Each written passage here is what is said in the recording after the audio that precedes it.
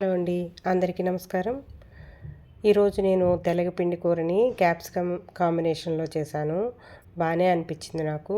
ఇది ఏ కాంబినేషన్లో చేసినా కూడా తెలగపిండి కూర చాలా రుచిగా ఉంటుంది. వట్టిగా వెల్లుల్లి గుడ్లు వేసి చేసింది అయితే అద్భుతంగా ఉంటుందండి. బాలింతరాళ్ళకి పెడుతూ ఉంటారు. ఇది తెలగపిండి అంటే ఏం లేదు, నువ్వుల నూనె తీసేసిన తర్వాత వచ్చిన చెక్కని పౌడర్గా చేస్తారనమాట. ఇది అన్ని వంటకాల్లోకి చాలా బాగుంటుంది, తేలికగా చేయడం అవుతుంది. బాలింతరాలకి పాలు పడతాయని, బలమైన ఆహారం అని పెడతారనమాట. వీటిలోకి నేను ఇవన్నీ కూడా సన్నగా తరిగి తీసుకున్నాను. క్యాప్సికము, కరివేపాకు, ఒక ఉల్లిపాయ, అల్లం వెల్లుల్లి సన్నగా తరిగి పెట్టుకున్నాను. పచ్చిమిరపకాయలు 2, కొన్ని పోపు గింజలు, అంతేనండి, సరిపోతాయి. ముందుగా మనం బాండి పెట్టుకుని ఆయిల్ వేసుకోవాలి. ఆయిల్ కాగిన తర్వాత పోపు గింజలు వేసేసుకుని ఒకదాని తర్వాత ఒకటి వేసుకుని వేయించుకోవాలండి. ఆవాలు చిటపటమన్న తర్వాత మాత్రమే మిగతా పదార్థాలు వేసుకోవాలి. ఇప్పుడు వెల్లుల్లి వేసుకుని దూరగా వేయించుకోవాలి. వెల్లుల్లి మంచి వాసన వచ్చేంత వరకు వేయించుకోవాలి. అది వేగిన తర్వాత పచ్చిమిరపకాయలు, అల్లం ఒకదాని తర్వాత ఒకటి వేయించుకోవాలి. ఇది పాలింతరాలకి పెడతారు. వెల్లుల్లి గుడ్లు ఎక్కువ వేసి పెడతారండి. చాలా బాగుంటుంది ఆ కూర, కమ్మగాను. మనం కూడా తినొచ్చు. ఏ కాంబినేషన్లో అయినా సరే కూర బాగుంటుంది. ఆనపకాయలో వేస్తారు, పొట్లకాయలో వేస్తారు, బీరకాయలో వేస్తారు. అలాగే కందిపప్పు, పచ్చిశనగపప్పు ఉడికించి దాంట్లో ఈ నువ్వుల పొడి, అదే తెలగపిండి వేసి చేస్తారు.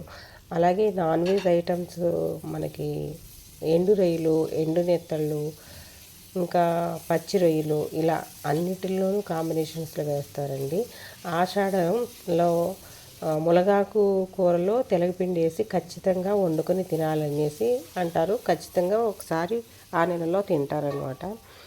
అంత విశిష్టమైంది ఈ తెలగపిండి. తప్పకుండా మన ఆహారంలో చేర్చుకోవాలండి. నేను ఒకదాని తర్వాత ఒకటి వేసిన తర్వాత క్యాప్సికమ్ కూడా బాగా వేగిన తర్వాత ఇంట్లో తయారు చేసి పెట్టుకున్న గరం మసాలా ఉంది, అది కొంచెం వేసాను. ఇందులో అయితే మసాలా వేయరండి, నేను కొంచెం డిఫరెంట్గా చేద్దామని వేసాను. క్యాప్సికమ్ వేస్తున్నాను కదా అని. దీంట్లో ఉట్టి పోపులు, వెల్లుల్లిపాయలు ఎక్కువ వేసుకొని కమ్మగా ఉంటుంది, ఉప్మా కూరలాగా చాలా బాగుంటుంది. ఇది కొంచెం డిఫరెంట్గా ఉంటుందని పోపు గింజలు వేయటం మానేసి క్యాప్సికమ్ వేసి గరం మసాలా వేసి చేస్తున్నాను. బాగానే అనిపించింది నాకు. క్యాప్సికము బాగా వేగాలండి, పచ్చివాసన పోయేంత వరకు వేగిన తర్వాత మనం 1 కప్పు తెలగపిండి తీసుకుంటున్నాం కాబట్టి 2 కప్పులు లేదా 2 కప్పులున్నర నీళ్లు తీసుకోవాలి. 2 కప్పులు అయితే సరిపోతుంది, కరెక్ట్గా పొడి పొడిగా వచ్చేస్తుంది కూర. ఈ నీళ్ళు వేసి సరిపడినంత ఉప్పు, కారం అన్నీ సరిపోయినాయో లేదో చూసుకొని మనం తెలగపిండి వేసేసుకోవాలి. తెలగపిండిని కలుపుతూ వేసుకోవాలండి, ఉండకట్టకుండా అవుతుంది.